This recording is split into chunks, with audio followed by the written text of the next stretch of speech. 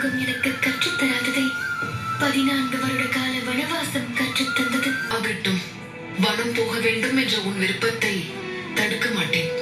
ராமனிடம் ஒரு வார்த்தை கூறிவிட்டு அனைத்து ஏற்பாடுகளையும் செய்கிறேன்.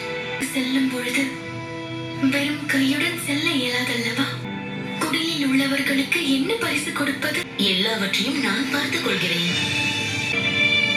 நீ கூறுவதும் சரிதான். மன்னரின் குடும்பமே தவறுக்கு உதாரணமாக இருக்கும் பொழுது யாரால் என்ன செய்ய முடியும்?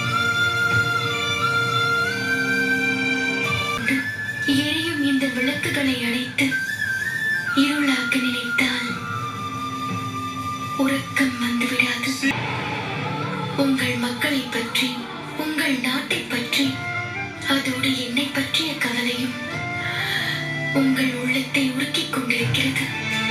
வந்திருக்கும் சோதனைகள் அது வந்த வழியே திரும்பி சென்றுவிடும்.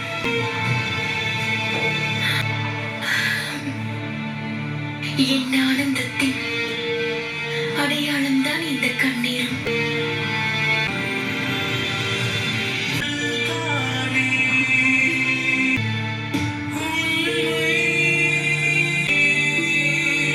இந்த தீபம் இருவருடைய நம்பிக்கை என்றும் அணையக்கூடாது. தங்களுடைய ராமராஜ்யம் நம்பிக்கை வாய்ந்தது. இருளை ஒளிமயமாக மாற்றுவதற்கு ஒரே ஒரு தீபமே போதுமானது.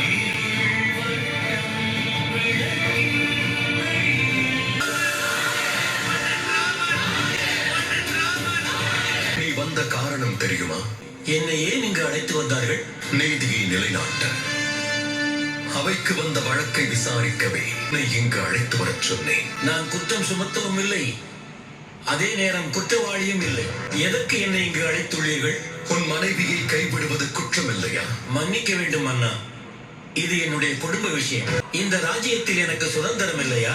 சொந்தமாக முடிவெடுக்க கூட எனக்கு உரிமை இல்லையா? என்ன வார்த்தை கூறினார் லட்சுமணா? உடைய வாதத்தை நானும் ஏற்றுக்கொள்கிறேன். ஆனால் பாதிக்கப்பட்டது ஒரு பெண். அவளுக்கு நியாயம் வழங்குவது அரசனான என் கடமை. அதற்காகத்தான் உன்னையும் இங்கு அழைத்தோம். குற்றவாளியே குற்றத்தை சுமத்துகிறாள். நடந்தது என்னவென்று உங்களுக்கு சரியாக தெரியாது. நீங்கள் அடுத்தவர்களை குற்றவாளியாக்கி விடாதீர்கள். அது உங்களுக்கு அழகல்ல. யாரிடம் என்ன கூறுகிறாய்? இங்கே உன் நாக்கை வெட்டி எறிந்து விடுகிறேன் பார். என் நாக்கை நீங்கள் அறுத்தறிந்தால் எனக்கு நேர்ந்த அநியாயத்தை நான் யாரிடம் சென்று முறையிடுவேன்? சொல், எதற்கு உன் மனைவியை வீட்டை விட்டு வெளியேற்றினாய்? சலவை துணியை கொடுக்க சென்ற இவள் இரவு முழுவதும் வீட்டுக்கு வரவில்லை.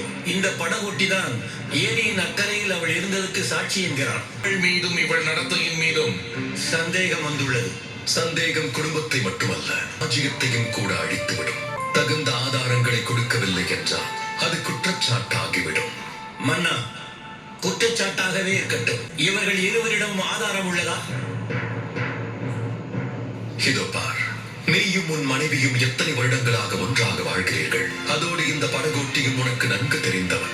அவன் எப்படிப்பட்டவன் என்று உனக்கே நன்றாக தெரியும். நீ உன் வீட்டின் கதவை மூடிக்கொண்டு வெளியில் வராமல் இருந்தால் சூரியன் உதிக்கவில்லை என்று ஆகிவிடுவான். சரியாக சொன்னீர்கள் மன்னா.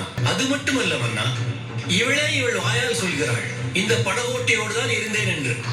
இதற்கு மேல் என்ன வேண்டும்? இவர்களுக்குள் எதுவும் இல்லை என்று சொல்ல முடியுமா? நான் என் மனைவியை நம்பினாலும் என்னுடைய நண்பனை நம்பினாலும் உனக்கு வேறு என்ன பிரச்சனை வந்துவிடப் போகிறது? எதற்கு இவ்வளவு யோசிக்கிறாய்? சமுதாயம், அதை என்ன செய்வீர்கள்? என்னால் வெளியில் தலை காட்ட இயலாது. கூனி குறுக வேண்டும். நான் துணிகளை வெளுப்பவன், உடையில் உள்ள கரைகளை நீக்குபவன். என்னால் எவ்வாறு கலங்கத்துடன் வாழ்க்கையை வாழ முடியும்? இதோ இந்த படகோட்டியை கேளுங்கள். இவன் மனைவியோடு ஒரு நாள் நான் தனியாக இருந்தால் என்னை பற்றி அவன் என்ன யோசிப்பான்?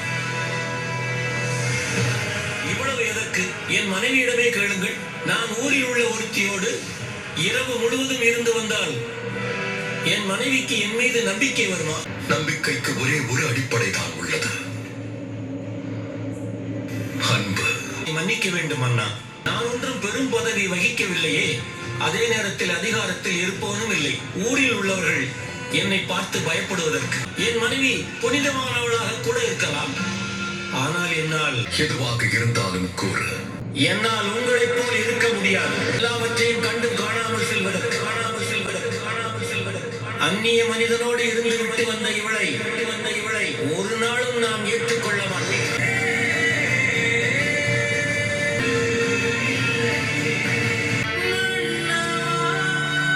நம் மன்னர் அவர்கள் இப்படியெல்லாம் செய்வார் என்று நான் நினைத்து கூட பார்க்கவில்லை.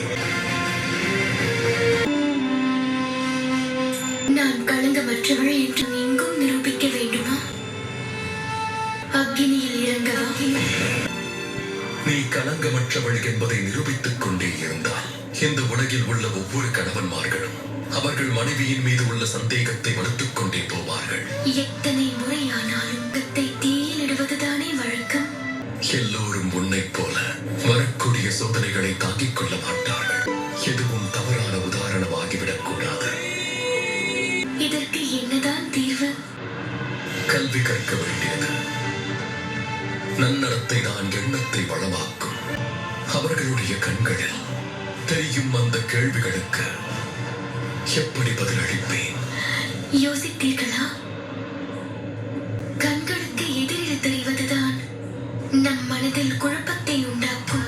எது கண்ணுக்கு தெரியவில்லையோ அதை நினைக்க வேண்டிய அவசியமில்லை. அதை பற்றிய கேள்வியும் எழாது. நீ கூறுவது சரிதான். தவறான எண்ணத்திலிருந்து தப்பிக்க தியாகம்தான் சரியான வழி. இருவருமே அரச வாழ்க்கையை தியாகம் செய்து விடுவோம். அப்படி செய்துவிட்டால் பின் கேள்விக்கே இடம் கிடையாது.